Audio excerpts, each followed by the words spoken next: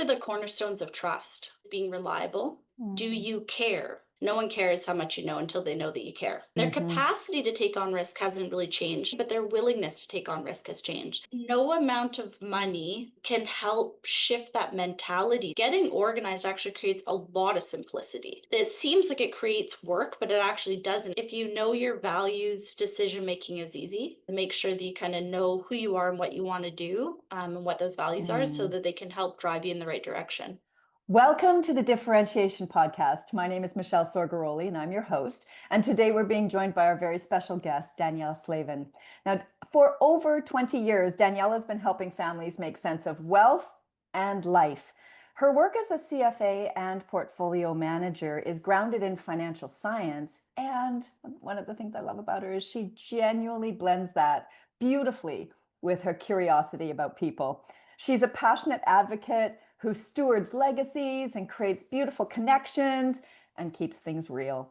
And whether she's with her clients, her team, or her family, it doesn't really matter. Danielle is always striving to bring natural simplicity to the many complexities of life.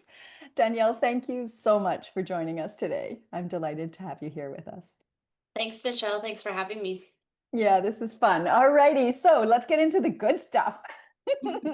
So I know from a previous conversation, because we've known each other a while, I know from our Yes. previous conversations that you actually, I'm going to take you back to university.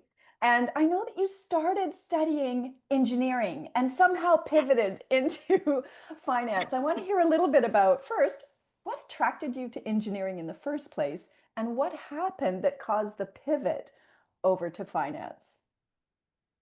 Yeah, I think it's I've shared that story with a few people. I actually share it most often with other like university students because I think it's Uh, so I think one of the differences in my generation that was that there were so many occupations you could pursue, right? So it's very hard when you're in high school to try to yeah. figure out how to narrow it down. Um, I think for me, like from a very simplistic standpoint, my father was an electrician by trade and he worked in construction and that kind of thing. And so I was exposed a Mm. little bit to that side of the world early on. And then I Ah. was quite good at math, like maybe not as good as other people, but better than I was in other subjects. And it was definitely my favorite subject. And I think the further I got into math and into calculus and physics, I decided I really wanted to pursue something in that lane, but I didn't know exactly what I would do with it from a career standpoint. I used to always say it was academically interesting to me, but I didn't know what the career would look like that would come out of it. Mm. And I would say that that's still true today. Like, I still find a lot of that stuff academically really interesting, and I read a lot of stuff about it. But I think as far as I got into engineering in about my third year, I decided that I couldn't really envision myself working as an engineer. And Mm. my boyfriend at the time was working as a civil engineer, and I was considering pursuing structural engineering. And when I looked at what he was doing, which was largely initially like you're in an office, you're redlining drawings, and you're very much focused on like the science side of it, but there wasn't a lot of Mm. like social interaction. There wasn't the same opportunity for softer skills around empathy and connecting with people and relationships and everything. And now, to be fair, as his career progressed, eventually you get out of the office, and now it's about finding opportunities to work and collaborate and everything. So there certainly is Right. that in engineering, but initially it takes a long time to kind of get past the Mm. technical side. Mm-hmm. And so I wound up making a decision to switch into finance. And again, Mm. largely because I liked math and it seemed the most suitable to kind of blend that technical side, but with still the personal kind of softer skills. Yeah, really interesting. So it's funny as we imagine in high school or at any point in our career, really, we imagine, oh, there's options, but as diverse and as broad spectrum it is in terms of what our options Yeah, are, I think our our our view is really limited to what we know, right? In completely. terms, it's always engineering, science, medicine, law, or business, or the arts, and we tend to kind of filter into that. And then usually at some point in our schooling, we kind of come across this pivot and go, "Wait a minute." What I thought this was going to be is not at all what I think what is actually turning into. So what was it? I appreciate that there was an academic interest. Of, Yeah. tell us a little bit more about when you say academically interesting, and you still read about that, and there's science, and even in finance, there's financial science, as we've talked about. what is it about the academics that captures your interest, Danielle? Well, I think I'm naturally a curious person. And it's actually interesting in a world of AI, like how much of that, like moving away from sort of a knowledge-based society, right? Because today, Mm, if I want to know, how far away Jupiter is, you can plug it into ChatGPT and yeah. know it in an instant, right? I mean, so the ability to recall details in a world of AI is very different than, say, hundreds of years ago when there was no written language Yeah. and it was whatever everybody could remember in the village that happened, from previous, they could pass on these stories, and that was like how we educated people, like, right? So it's Mm, it's changing in that lens. Um, but I would say for me, like academically, like I like learning about the universe and society and how things function. I like understanding the actual core components of how something operates. I think that's actually been something that has led me in a bunch of different directions in my career. Even early on, I remember, this is now in finance, but I was working and I was speaking to an accountant, and they mentioned, some little tax rule that would benefit that client. And I was probably a few months into the job, but as soon as I went home that night, that's like what I spent my whole night on, just like researching this tax piece and like, how does that actually work in practice? What's the flow and how does it mm, actually kind of operate? And then what other clients could benefit from this? Like, how do you then use that to help other people? So I think that part for me has always been there.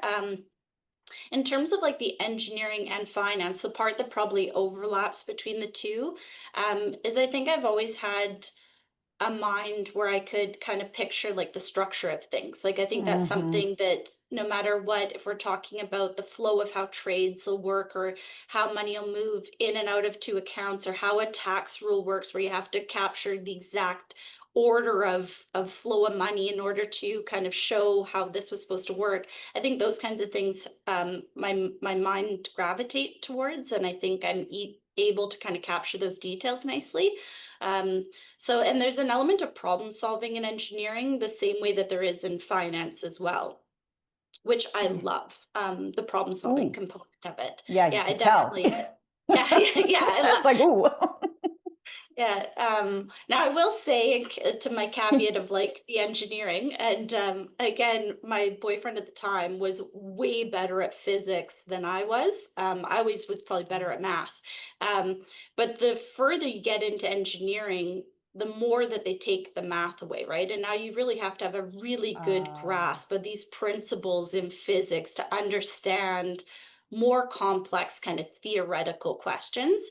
And I found that I was like, that isn't how my brain wants to work. But finance, interestingly enough, does the exact same thing, but you're using more math to solve the equation, right? And so it almost was the same approach, but just applied differently yeah, with two different subjects kind of at the forefront.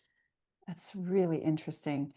Mm, Yeah, there's a couple things that I noticed that I just want to highlight because I think there's some interesting things here. Um, You talked about being in a knowledge-based society where information is readily at our fingertips now, and it's not as important anymore to know those kind of details because we can capture them so quickly.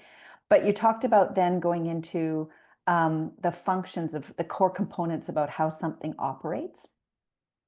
And hmm. then you started talking about, and these are words we've heard a few times from you already in this conversation, but you talked about the structure of something, how to apply it, and then you talked about flow, how it Hmm. flows, right? And I think that's the interesting piece that I'm pulling on, where there's a structure, but the structure in and of itself isn't that interesting, nor is what I'm hearing the application all that interesting, unless there's a flow to this, to how that all comes together and functions, right? Is that what I'm hearing? Yeah. Can you Yeah, share a little bit? I would say functionality is something that like is like permeated throughout my entire life. Like yeah, I think actually even the very first time that this became apparent was when we first worked with you. This was in 2016. And Brent and I, my spouse and I, were doing a renovation at our place in Gastown. We had hired a designer, which was amazing. And she pushed us to spend more money on things we probably would have otherwise. But also, She had a real mind for the aesthetics of like what color countertops would work well with these cupboards, or what would work well in this space, or you need something of this size versus this size. Uh, And I realized that I was quite happy to delegate out the aesthetics. The design to me wasn't nearly as important as like the functionality. Like I knew I wanted a mm, drawer here and I wanted this to be in that spot because it provided the right flow in the kitchen for how you would use it to actually build something. mhm, Right. And so I quickly kind of figured that out. And at the same time, we were working with you and we started to talk about what is important. And it's funny how something as simple as like how to build a kitchen shows up in your work life as well, right? It's to like how things function, how, like, one of the things we kind of always talk about is like our three priorities when we're working with clients is like the first one is like professionalism, the second one is accuracy, and the third is like turnaround time. And if you think about it, they have to be in that order. Like, I don't care how fast or accurate you give me something back. If it's not done professionally, like it's missing the mark. And same thing on inaccuracy. If you're really fast and professional, but it's not accurate, that didn't help anybody. um, so it really has to be that order. Once you get the professionalism, the accuracy, then we can work on the speed at which you can turn around work. But we really need those first two foremost. And I think if you're trying to strive for accuracy, you need systems in that function. They don't have mm, to be beautiful, but they have mhm, to be enough to ensure that mm, things get done right. Um, mhm, and it's funny going back to kind of the academic side of things. I think one of the things I always talk to university students when they come out of school and they join us in the workforce is I'm like, if you do a very good job in university and you get a 90, you feel amazing.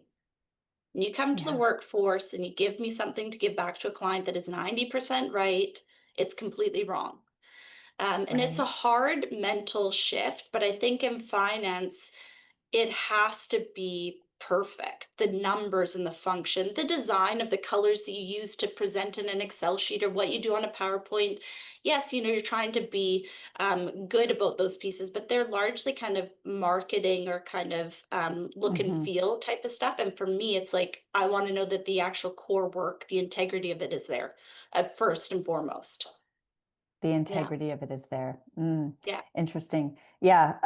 And this is where, for you, this is where problem solving comes in, right? Because as you're looking at the problem, you're wanting to get that right. You're wanting to yeah, understand to that level so that it's essentially perfect. That's such a good nuance. Noticing yeah. how in university you're right, when you get 90%, you think you're killing it, right? It's like, I yay for think you're me. doing awesome. Yeah, I'm doing so well. And then you come into the real world, and there's certain areas where 90% is not good enough. Yeah. Well, and it's funny, Anita that has worked with us on the team for 13 years, and she's incredible. Um, she has the highest level of like detail orientation of anybody I've ever crossed paths with, like personally, Wow. professionally. I've never worked with anybody like that. And it's interesting because she's so committed to the integrity of the work, okay, and getting Mm-hmm. it right. Um, that it's amazing. Now, if you had two people like that on the team, it might be too much, right? Because you also need idea generation around other things, and I think that's where Right. Anita and I actually quite complement each other, right? But I remember very early on in us working together, we were talking about how we both love math, and we were joking around about this 90%, and that's completely right or wrong.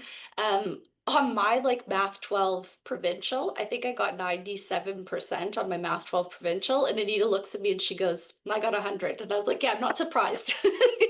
Because one is just a little bit more detail oriented than the other ones, and that's Yeah. definitely Anita to a T. But you do need that strive for perfection when it comes to finance Yeah. and getting the numbers right. Yeah. Interesting. So you've used the word integrity a couple of times, and you talked very early on today about empathy and the softer Yeah. skills and connecting with people. And we haven't touched on that at all. And what I've Yeah. been finding myself curious about as we've been talking is when you're talking about the integrity of the work, how does that same um, value of integrity, I want to say, Yeah. translate into your work with clients and relationships? What does that look like? Yeah. Well, I think they're the cornerstones of trust. So Chris Oosthuizen, who's our like regional director at RBC and BC, he has talked about kind of the two pieces for him that make up trust, right? And Mm. he's an incredible person, like somebody I admire and respect, as I think most advisors in our province do. But um, he talks about one part of it is being reliable.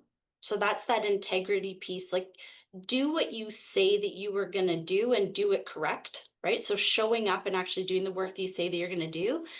The second part is more the empathy part. It's like, do Mm. you care? And I think when we're working with people, we want to know, do you care more about me than you do about Mm. you?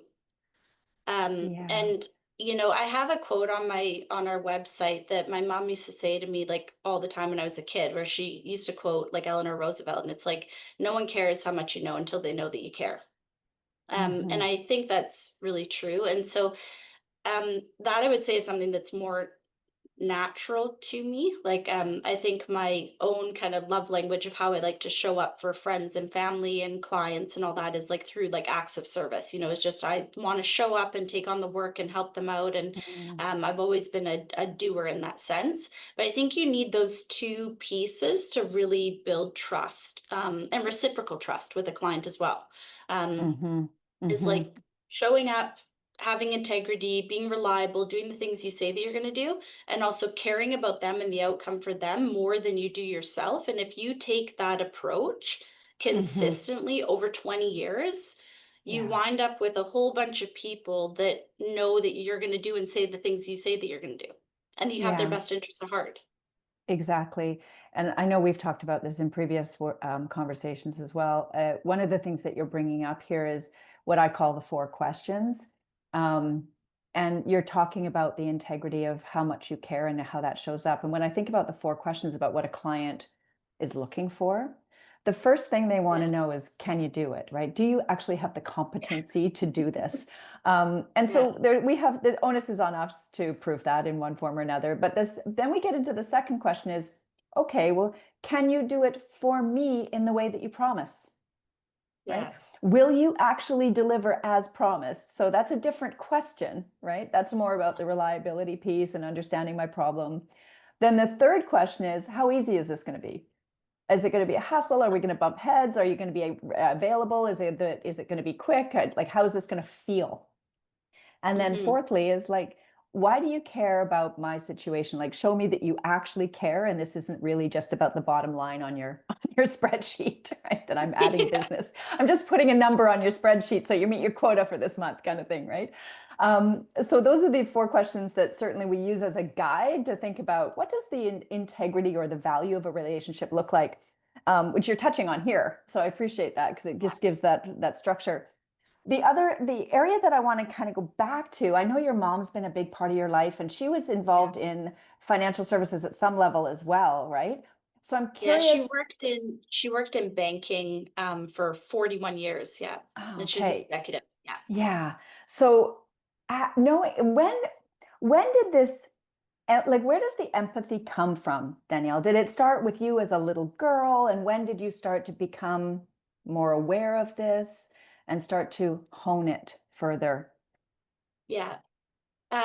So kind of it is kind of funny how we were talking about how career paths like are somewhat more limited. It's funny because my dad worked in construction, my mom worked in banking. I started in engineering, I finished in finance. It's like you kind of pick these two paths. Hmm. And I know you've seen a little bit of that with your own kids too, Michelle, but like um Yeah. it is so my dad was is quite gifted with math. So I'm sure there's an element of like math and that interest that comes from him. Hmm. My mom, on the other side, while she worked in banking and was an executive, she was really a phenomenal like people manager.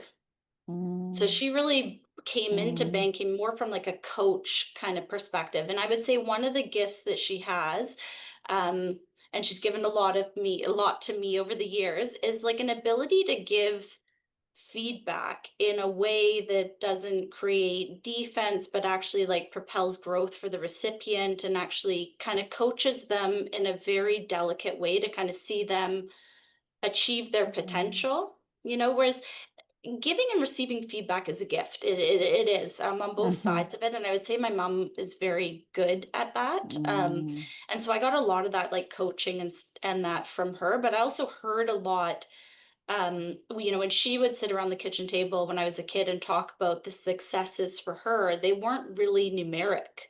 She would often talk about mm, an employee who did something amazing and how she couldn't believe, that they were ready to take on this next step in their career and everything. So it was always really about other people when she spoke about her passions at work.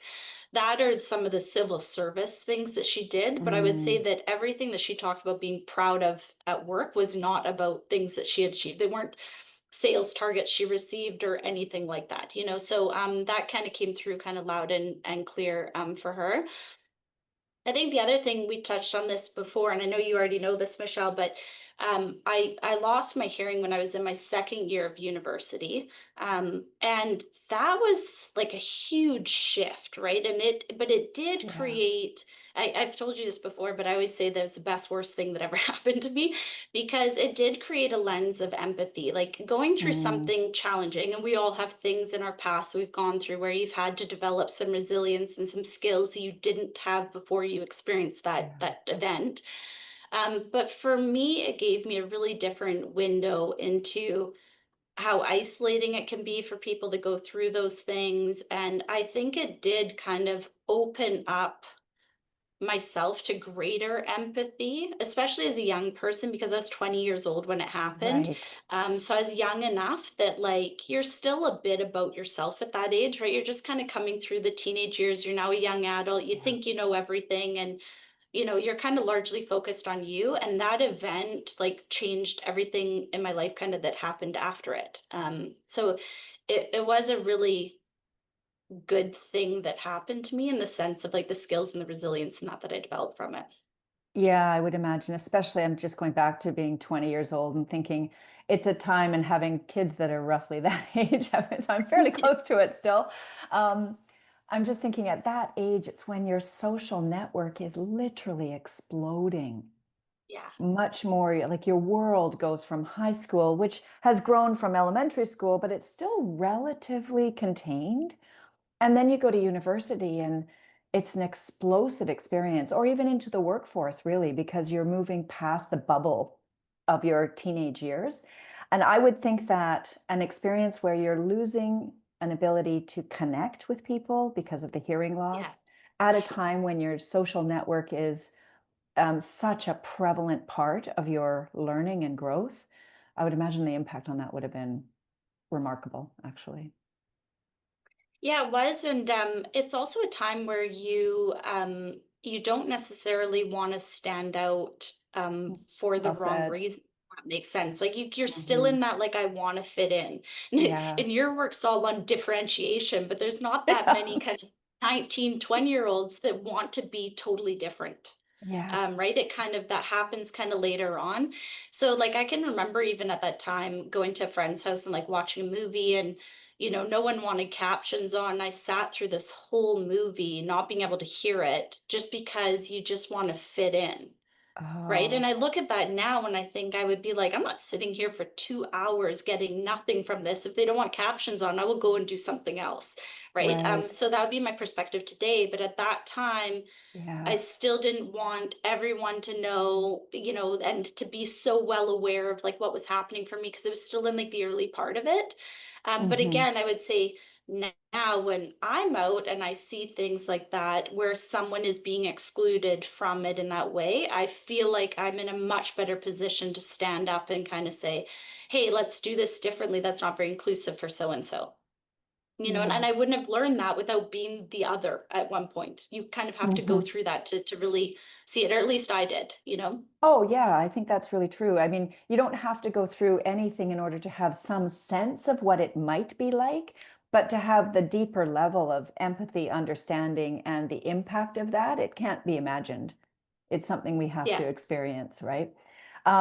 It's interesting because you were talking about there's this social isolation Yeah. in, the ability to connect with others, but then you also talked about watching a movie and not understanding.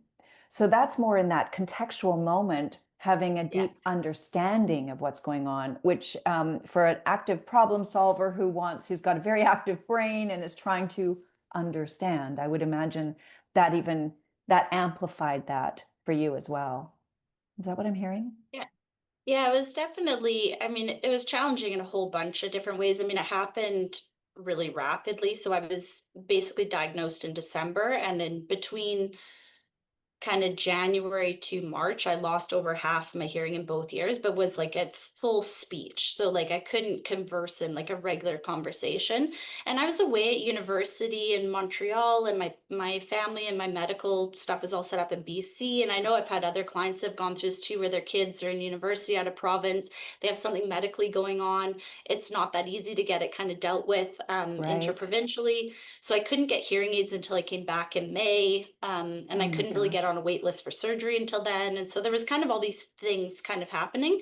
But the bigger thing was it was changing week over week. So I didn't know that that was coming. I didn't know it would be worse next week. Um, but there were certainly like some people that were incredibly like supportive to me during that time. My roommate, who I've been friends with since we were five, she was incredible, and she knew she knew some basic sign language, and the parts I Mm. didn't, like, I taught her. And my other like best friend who I've known growing up, her parents are both deaf, and so I grew up with Oh. some element of like knowing some ASL and stuff like that, and so I had some really good support. In fact, her and her mom were the first two people I told when I was diagnosed. So I did have some like really amazing support people in Yeah. it. Yeah, it's a funny time, but like I said, it was like the best worst thing that could have happened, because I came through it with a bunch of different skills and that from it, and different empathy, and more passionate Hmm. about diversity and inclusion, all those kinds of things. Yeah, as it would. Um, and speaking about the work you do now, it's interesting because I've Mhm. jotted out, I didn't know what was coming. And Yeah, that's what you're dealing with in the markets every day, yeah. right? Not knowing what's coming. So when you've got clients, just thinking general big scope of clients, when you're thinking about clients who struggle with risk or who struggle with that kind of volatility or struggle with not understanding or taking a leap of faith, maybe they have some emotional resilience, lack of resilience around market activity. How do you help them navigate those situations, Danielle? What sort of approach do you take? Yeah, it's interesting. We talked about this, or you kind of mentioned it in the intro, just about that blend between art and science, right? Hmm. And so from a pure CFA perspective, if you want to take it that way, you would look at like a client's situation, say, okay, what do you need for income? What is your capacity? And all these things are like defining what capacity you have to take on risk, what Mm. assets you have, what income sources, et cetera. And from there, you can build an investment policy statement. So a roadmap of here's how your portfolio should be built. Hmm. But then comes in the art, right? Hmm. And the art comes in two different ways. One is that a lot of like investment policy statement creation, everything is often very much kind of backwards looking. So what Hmm. has worked the last decade for markets, not what will come the next decade for Hmm. markets. So that too is always an art of like, how do we Hmm. project that? And even with AI and that will, be able to analyze what has happened in the past, it won't be able to predict the future in the same kind of way either. So it's the same kind of thing. Um, and the other side of it is just someone's willingness to take risk. And the Hmm. interesting thing about a willingness and our capacity to take risk is both of these things are dynamic, they're not static. So Hmm. your willingness to take risk can change based on health, based on what's happening in your family, other Hmm. relationships. Um, I've seen so many clients over the years have one risk profile, they have a little bit of a health hiccup, and Hmm. suddenly they're looking at it from a whole new lens. And their Hmm. capacity to take on risk hasn't really changed necessarily, but their willingness to take on risk has changed. And I think being able to have conversations that are Yeah. in depth about these pieces and kind of really getting into like, how are you feeling about that? What would happen if that diagnosis comes back as positive? Like, how would that change things for you? What would you want to see differently for the remainder of your life? Or who is it that you want to make sure is looked after? What's really causing the Hmm. worry? And over the years, I've been privileged, and I say privileged because these are hard conversations to have at a time of turmoil or fear, and that, but to actually be trusted enough to be in that conversation is incredible, right? Yeah. But over the years, I've been able to have those conversations with clients and really understand what's driving their thinking.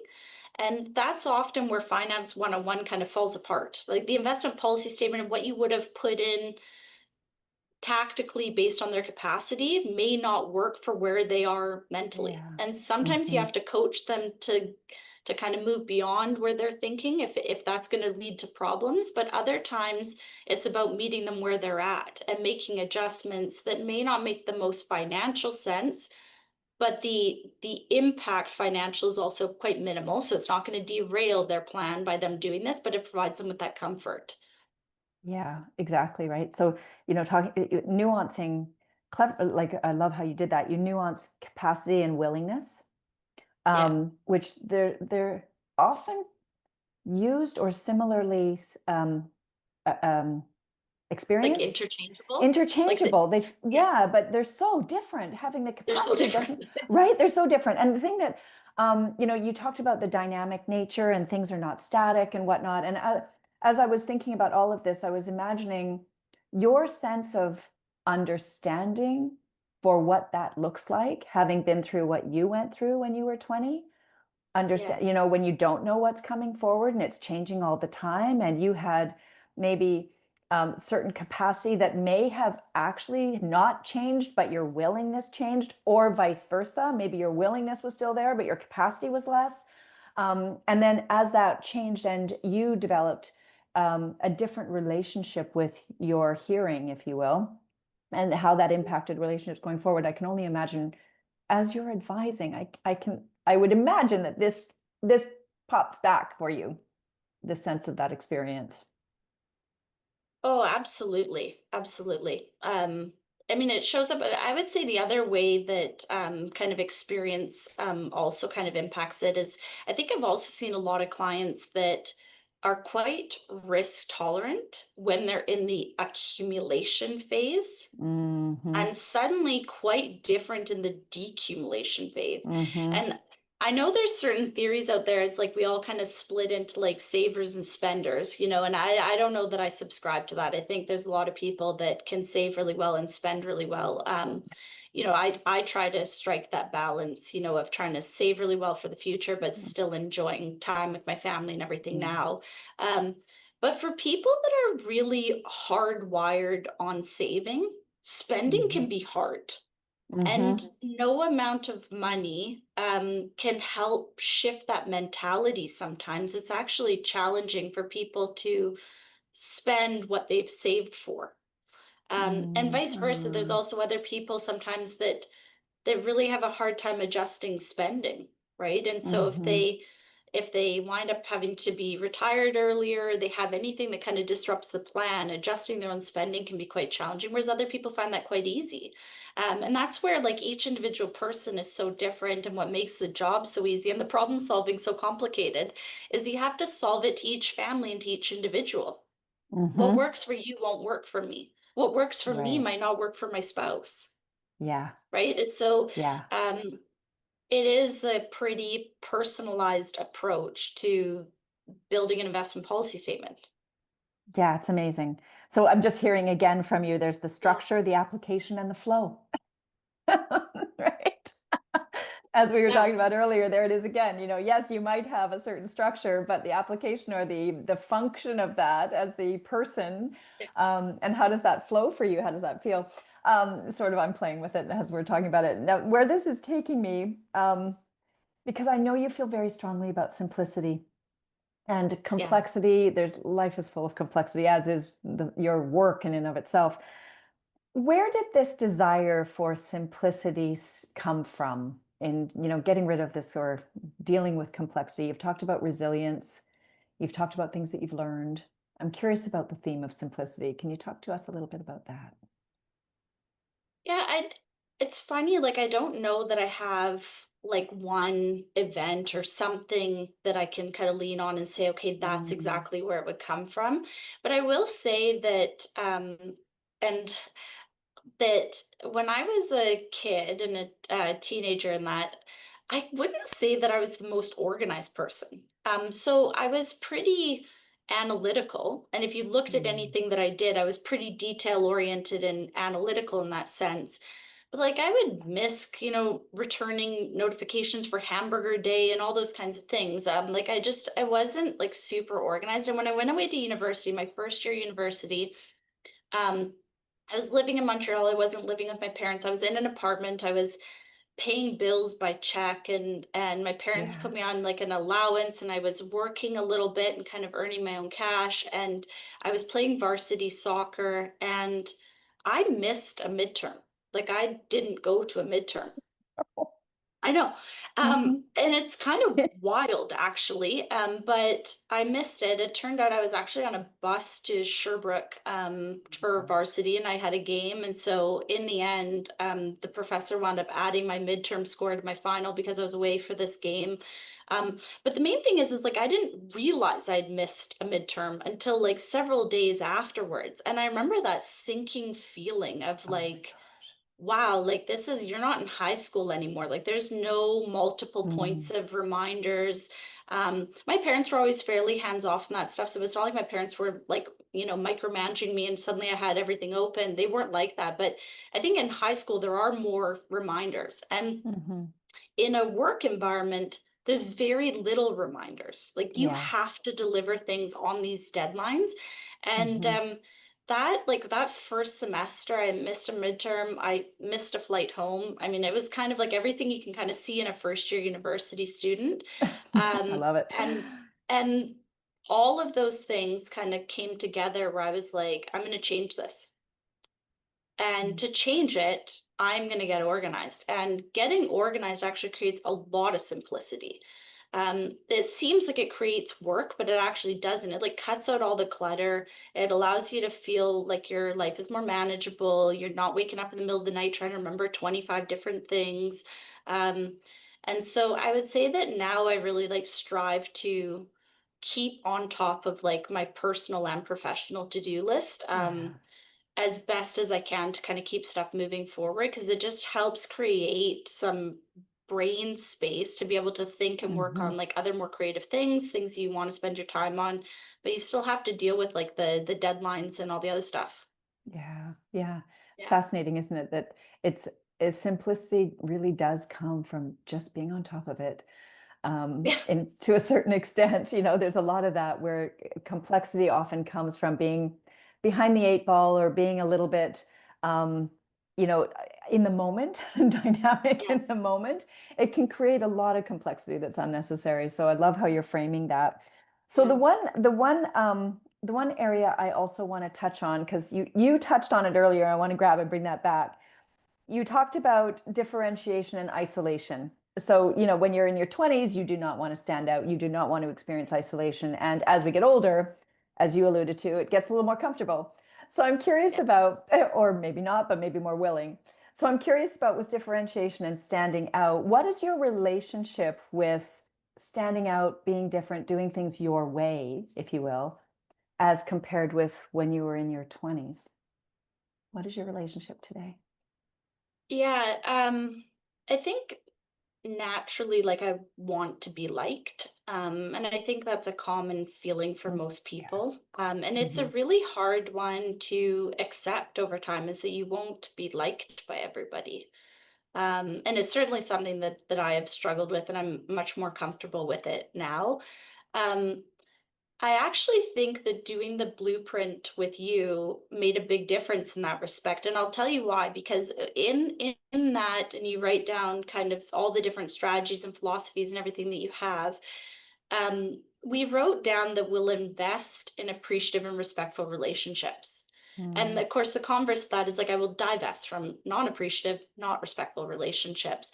And I Mhm. think when I actually put that down to paper and I think about it every day, it's Mm. given me a bit of license to say, I really like working with this person. I respect them. I respect who they are, and I appreciate the things that they have accomplished. And I want to show up for that person Mm. 100% and take the work off of them and create that organization from a financial perspective for them to create that simplicity for them. But Hmm. if I'm working with somebody or I meet someone who doesn't like me or doesn't like what I did here or there, and I don't respect them or appreciate them in that same way, then I've also learned to let that go. And it's interesting because I have a 7-year old, as you know, and talking to her about how she's navigating interactions and that at school. Right. And she mentioned, that this person said something that was a bit upsetting to her. And I asked her, I said, "Do you really like that kid?" And she said, "I don't know," and I said, "Well, do you respect them? Like, do you think that their opinion is important to you?" And she was like, "No." And I was like, "Well, then Mm. lots of people are going to have opinions about you. It only really matters if you respect the person who's sharing Mm. that opinion so that you can take that in, actually take stock of that, and there's an opportunity to learn there. But you're going to get a million opinions from a whole bunch of different people that you might not respect what they're saying or who they Yeah. are, right? So then you have to kind Yeah. of learn to filter that out. And I think I've definitely gotten better at that. And again, going through the hearing loss, I think helped with that because a lot Mm. of friends showed up differently than others. People Yeah. made space for me better than others. Um, and so there was also a bit of like, I guess understanding of that too, of like the people that Hmm. were really like there with me and supported me fully during that time. Like there was, you came to kind of appreciate that a bit more because there were a lot of people that didn't either. Yeah, you're touching on a really good point. The people who make space for you or are leaning in a little bit to the relationship and investing in the relationship with you. Yeah. You said what you wrote, what I wrote down earlier was you said, I want to show up for that person. Yeah. Yeah. So there's something about, when we are differentiating in a discerning way, what we're Yeah. doing, right, is what I'm hearing, and you've done this in your business, you're setting up relationships or investing in relationships where you want to show up, where you are, Yeah. it feels rewarding, it feels mutually beneficial, it feels like there's a relationship that's going to support moving forward productively in one way or another. Yeah. Is that what I'm hearing? Yeah, absolutely. I think being able to show up for your own teammates as well, like because on our Yeah. team, like being able to show up for the people that work with you every day is really important, and like having their Mm. back as well. But the same thing goes for clients. In wealth management, we're, again, use the word privilege, but we're often like one of the first phone calls when things don't go well. We're Yeah. often the first ones who see health changes in clients. Like I've had the unfortunate situation of talking to somebody and you realize that cognitively there's a shift in other things that are happening, or Yeah. maybe we identify fraud or manipulation or different things that could be going on. And being able to show up and actually help people through that is a rare opportunity, but it's an opportunity to actually have an impact. That we need to take responsibility for. It's a serious thing. So yeah, Yeah. And there's that care coming through. And I think to your point earlier, you can't bring, it's not physically possible for a human to bring that level of care to every single relationship that we've ever come across. And no, it's just not possible. We don't have that kind of, we may have the willingness, but not the capacity. Right? So, completely. and it can be dynamic. Those relationships can be also dynamic. So it's interesting to think about as we're, just experiencing life or even our work, as we're investing in relationships where we have the capacity and the willingness to show up and really want to be there for that person. You're emphasizing, Danielle, in this conversation, the importance of that energetic desire that Yeah. informs the work, right? That really helps us be our best. Yeah, and one thing to maybe like add on that, because I think one of the one of the kind of core components of like our particular business is that we have a really close group of like COIs, or center of influences. And having this group of other experts okay, Mhm. that's pretty small. I don't think you Mhm. need that many people in that Mm-mm. space, but the Mhm. people that you work with in that space have to Mhm. be like you in terms of that Yeah. energy, that desire to want to show up, to do the right thing, that are Mhm. curious, that are Mhm. experts in their own space. And when you find other people that are like-minded in that way, whether they're a lawyer, they're an accountant, they're an external planner, whatever their role is, Yeah. if you're all showing up with the same curiosity to like understand the client's situation, to try to manage the problem solving of like, how could we solve that issue for this Mhm. client? And then are we all going to do our part? Like, if you Mm. say that you're going to file that tax return to make this possible, do you do it? Do you communicate back to me Yeah. with on it? And I think I've been very fortunate to be able to find people like that that I've been able to work Yeah. with so wonderfully over the last like number of years. And that truly makes me so happy. Like, it's probably one of the biggest drivers of like my happiness in this profession is having that group of other experts around, where you're all working collaboratively together to be able to solve it. And so that's a big part of it too. That's gorgeous. I love that. It's not just about you here being valuable. You're actually valuing the contributions of your what we might call your team. Being a high level soccer player, that would mean a lot to you that you all get to work together to score the goal. Well, and you get to learn so much more from other people too, right? Yeah. Like, if you think of like I've learned so much from Anita over the course of my career. I've learned so much from Brent over the course of my career. And I've learned so much from so many other COIs as well, like external to our team. Hmm. Hmm. Where, you'll be in a meeting and somebody will present an opportunity, and same as that one very early on in my career, you'll go, oh, how does that work? And oh, could somebody Right. else use that? And come back to somebody else and say, hey, have you ever looked at this for clients? Hmm. Why does this work? Why does it not work? And kind of explore it. And I think the other part of that, again, going back to the opposite of the investing in that, is that you also come across people where you work with and you go, we are not in sync. There's friction Ah. in how we're approaching this. Hmm.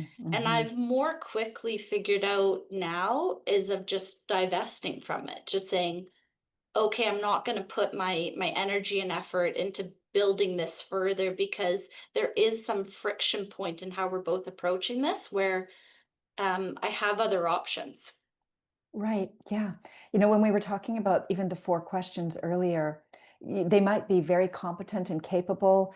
They might actually fulfill promises just as dictated and say, do their work, but there's no Yeah. ease. There's Yeah. friction There's no in the, ease. There's yeah, that it might, friction. yeah, there's a friction in it. And it can be, different value set. It can be different worldview. It can be different process flow. It can be, simple logistics. But regardless, it can be something that creates friction, and that friction gets in the way of your ability to show up or desire to show up, right, with your best. Yeah, that's gorgeous. As we're coming to an end, Danielle, I mean, we could talk for hours. But as we're winding up, I just want to ask, as you're reflecting on this conversation and reflecting on the wisdom that you've experienced over the last many, many years of your career, what wisdom might you pull forward for someone who's just starting out? Maybe they're in their second or third year university, and what would you offer them? Um, I'll maybe like share one that I heard myself when I was around that same age. So I went and I saw Sue Page speak. At the time she was the CEO for Life Labs. And she told this whole story, and the punchline of the story was that she said, if you know your values, decision making is easy. Mhm. And that stuck with me, Mhm. because I think when you're young, it's easy to be influenced and you get so many different opinions that kind of pull you in different directions. And you almost need something to kind of anchor your thinking in. And often that comes down to values. And I think when you're young, it's actually hard to figure out what your values are. Often you have values that like your parents had and they instilled in Mhm. you. And then you Mhm. have values your friends have and they're instilling in you and your Mhm. teammates or whoever it might be. But to actually spend a bit of time to really think about what's really important to you, I think Mm. it can kind of help you both in picking career path, but Yeah. also like picking your friends and the people that you want to have influence you in a time that is so important in terms of your own brain development and your skill development. I was very fortunate that the people that were around me in my early 20s, I think, taught me an immense amount about work ethic and how to work and how to show up and how to be reliable and all those kinds of things. So I had a very good support group that was instilling those Hmm. in me. But when we did the work with you, I think helping identify those values like solidified it for me, Mm. and I think now, I think if you do that, I do think decision making becomes much easier because you hit Yeah. something and you don't know which way to go. But if you go, what's really important to me and what's really Yeah. right? Yeah. And it's often Yeah. not that gray. Once you really boil it down to those two things, Yeah. then usually you can kind of make a decision and move on. So I think that would probably be my biggest piece of advice for young people is to make sure that you kind of know who you are and what you want to do, and what those values are, so Mm. that they can help drive you in the right direction. Well, I would imagine, regardless of age, whether, I'm sure in your work with clients, if you're thinking about what they value, or even today, we have a saying in our house, if I believe this, or if this is my value, start there. Yeah, What would I then do? What's the right. decision to follow? If this is my value or this is what I believe, then what would I do from there? So Yes. it very much serves, yeah, at whatever age, and just spectacular wisdom for anybody who's listening. So thank you for that. Danielle, for those who might want to connect with you and perhaps learn more of your wisdom and access you, where might they find you to connect? They can find us on our website, so Danielle Slavin, which is at RBC, or you can reach out by email, which is Danielle.Slavin at RBC.com. Okay, perfect. We've got that. Amazing. All righty. And is there a social channel where you're more active, like LinkedIn Not or? really for business purposes, no, not really. Okay. All righty, perfect. I will make sure that your email and your website are available for people to connect with you. And I just want to thank you for sharing your wisdom today. So many Thank you, juicy Michelle. nuggets. So thanks, Danielle. Well, it's been a pleasure. Thank you. My pleasure as well. Take good care.